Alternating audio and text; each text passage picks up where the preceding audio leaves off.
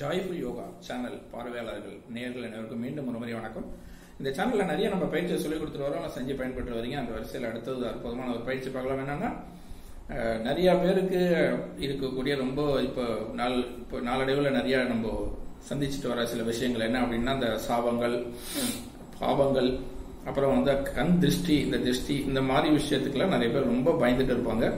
So இந்த ப்ராக்டிஸ்லாம் நம்ம இப்போ சொல்லிக் கொடுக்குற ப்ராக்டிஸ்லாம் நீங்கள் ரெகுலராக பண்ணிட்டு வந்தீங்கன்னா, அந்த சாபங்கள், பாவங்கள், இந்த திருஷ்டிகள் இதெல்லாம் உங்களை ஒன்றுமே பண்ணாது. நீங்கள் எப்பயுமே சேஃப் ஜோனில் இருக்கலாம், தைரியமாக இருக்கலாம். அதெல்லாம் பற்றி கவலைப்படாமல் உங்கள் வேலையில் கவனம் செலுத்தி நீங்கள் வெற்றி பெறலாம். சரியா?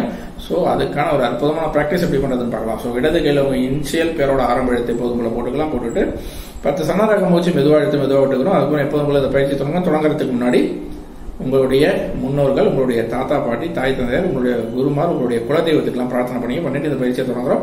எப்படி பண்றதுன்னு பார்க்கலாம். ரொம்ப சிம்பிள், நல்லா கவனிச்சிங்க. இந்த வலது கையில சுண்டு விரல், மோதிர விரல், ஆள்காட்டி விரல், நெடு விரலுக்கு நடுவுல இடது கையோட கட்டா விரலை அப்படி கொடுத்துருங்க. கொடுத்துட்டு வலது உள்ள கையில சென்டர்ல டச் பண்ற மாதிரி இந்த கட்டா விரலை வச்சுக்கிட்டீங்கன்னா, அப்படி டச் பண்ற மாதிரி வச்சுக்கிட்டீங்கன்னா வலது கட்ட விரலை டச் பண்ணிங்க. அவ்வளவுதான்.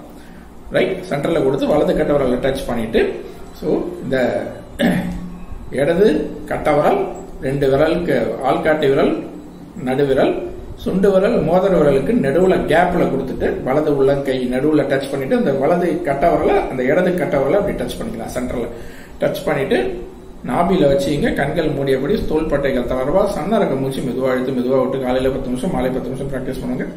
இதை தவிர நேரம் கிடைக்கும் போதெல்லாம் நீங்க இதை பிராக்டிஸ் பண்ணிக்கலாம். ரொம்ப யூஸ்ஃபுல். ஸோ இந்த பயத்திலேருந்து உங்களை பாதுகாத்துக்கலாம். கண்டிப்பா இதெல்லாம் செஞ்சுட்டு வந்தீங்கன்னா அந்த சாப, பாபம், திருஷ்டி எல்லாம் ஒன்னும் உங்களை பண்ணாது.